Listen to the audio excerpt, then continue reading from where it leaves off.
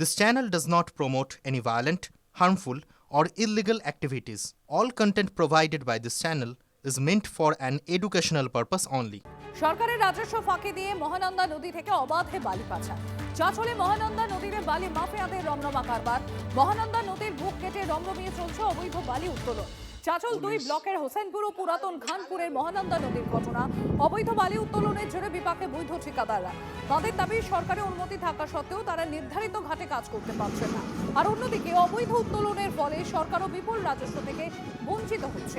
বিষয়টি নিয়ে প্রশাসনের দ্বারস্থ বৈধ ঠিকাদাররা। প্রশাসনের ভূমিকা নিয়েই প্রশ্ন বিরোধীদের। ভাঙন আতঙ্কে কাটা নদী পাড়ের বাসিন্দা। আমাদের দেশের লোক যারা গ্রামের বাসিন্দা তারা প্রোটেক্ট করছে যে না আমাদের এখান থেকে বালি তুললে আমাদের বাড়ি ঘরগুলো পড়ে যাবে। তার জন্য প্রত্যেকটা মানুষ এই বালি তোলার বিপক্ষে এবং বালিটা যাতে না উঠে সেটাই আমিও চাইছি এবং প্রত্যেকটা মানুষও চাইছে যাতে বালিটা না ওঠে আর আমাদের গ্রামগুলো যাতে সুরক্ষিত থাকে। আমরা এক বছর বালি খাদানটা চালিয়েওছি। ওই বালি খাদান চালানোর সময় ওই এক বছরের মধ্যে গ্রামবাসীরা আমাদের উপর বিভিন্ন রকম বাধার সৃষ্টি করে। আমরা বালি খাদানটি বন্ধ করতে বাধ্য রাখি এবং প্রশাসনিক দপ্তরে এসডি অফিসে আমরা 3 থেকে 4 বার আমরা আলোচনায় বসেওছি। তার এখনও পর্যন্ত কোনো সুরাহা হয়নি।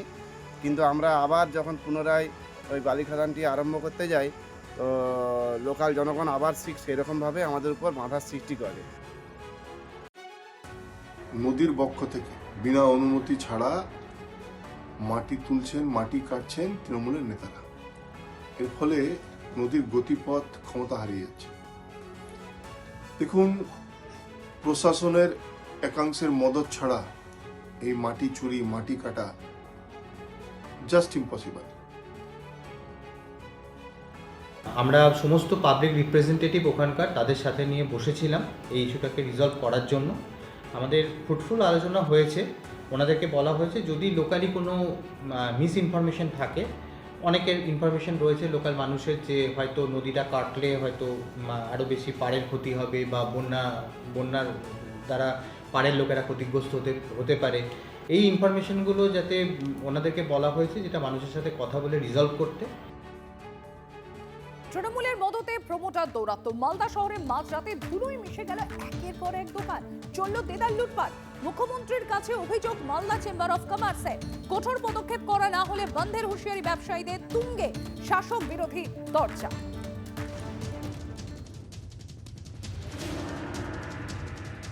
গভীর রাতে চলল বুলডোজার। মালদা জাতীয় সড়কের ধারে গুড়িয়ে দেওয়া হলো একের পর এক 9টি দোকান। চলল দেদার লুটপাট। মালদা শহরের জাতীয় সড়কের পাশের জমিতে দীর্ঘদিন ধরে রয়েছে গাড়ির যন্ত্রাংশ বিক্রির দোকান, হোটেল, লজ। বেশ কয়েক বছর ধরেই সেই জমি কেনার চেষ্টা চালাচ্ছিলেন এক প্রমোটার। পাল্টা বাধাও দিচ্ছিলেন দোকানিরা। দুপক্ষের বিবাদের জল গড়ায় হাইকোর্টে। তৃণমূলের মদতে এলাকায় প্রমোটার রাজের অভিযোগ তোলেন ব্যবসায়ীরা। উপর মহলে নেতা মন্ত্রীর হাত না থাকলে তো এত বড় ঔদ্ধত্য কেউ দেখাতে পারে না। সবারই হাত আছে না, তো কেউ তো রুখে দাঁড়াচ্ছে না। যদি হাত না থাকতো তাহলে তো রুখে দাঁড়াতো। ব্যবসায়ীরা যাই অভিযোগ করুন না কেন, সবই উড়িয়ে দিয়েছেন তৃণমূল নেতার ঘনিষ্ঠ প্রমোটার রাজীব শর্মা। না, আমার মিথ্যা কথা অপপ্রচার করছে তার নেতা। কারণ ওটা আমি কোনো কিছু এখনো কিনিনি বা কোনো কিছু আমার কাছে কিছুই নেই, এগ্রিমেন্ট কিছু নেই। যদি ওরা ওরকম করে তাহলে মানহানি কেস করতে হবে। এরকম কিচ্ছু নেই, আমাকে কোনো ওরা এগ্রিমেন্ট দেখাতে পারবে না, কিচ্ছু করতে পারবে না। দোকান সরানো যাবে না নির্দেশ আদালতের। তবে সেই রায়কে বুড়ো আঙুল দেখিয়ে মাঝরাতে চলল বুলডোজার। ধুলোয় মিশল একের পর এক দোকান। রাতারাতি নিঃস্ব ব্যবসায়ীরা। ইংরেজবাজার থানায় অভিযোগ দায়ের। যদিও এই ঘটনার পর অভিযুক্ত প্রমোটারের পাশে দাঁড়িয়েছেন ইংরেজবাজার পুরসভার চেয়ারম্যান কৃষ্ণেন্দু নারায়ণ চৌধুরী।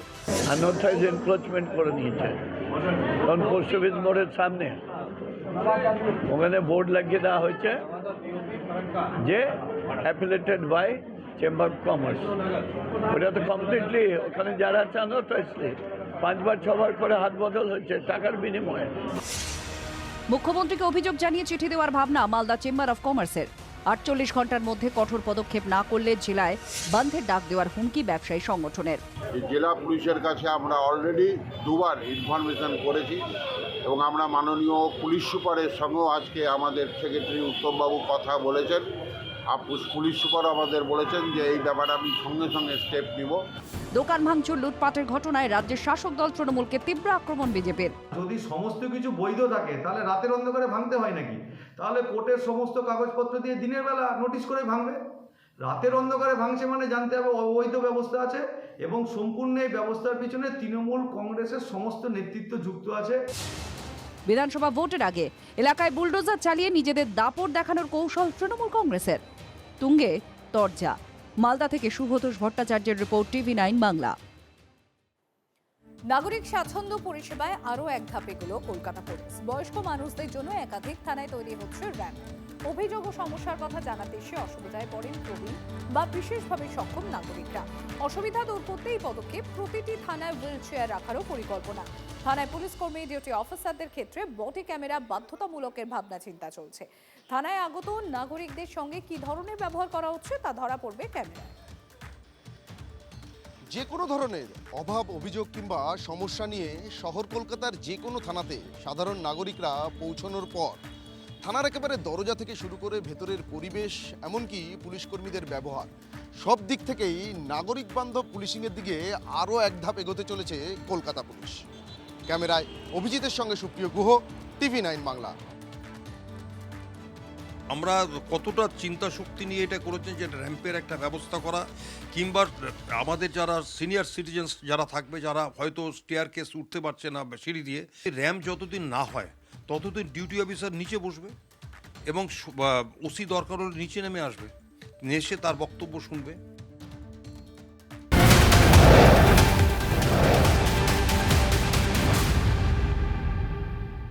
সিকিমে ওয়ার্নিং বেল।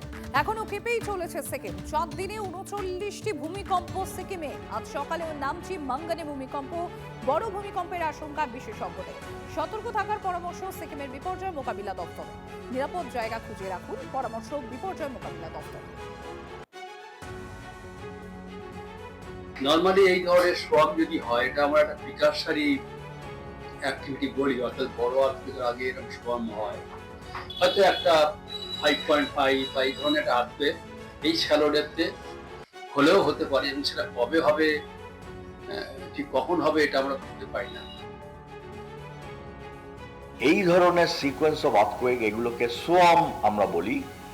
এই আর্থকুয়েক সোয়াম অনেক সময় ইঙ্গিত করে যে একটা বড় মাত্রার ভূমিকম্প এখানে হতে চলেছে।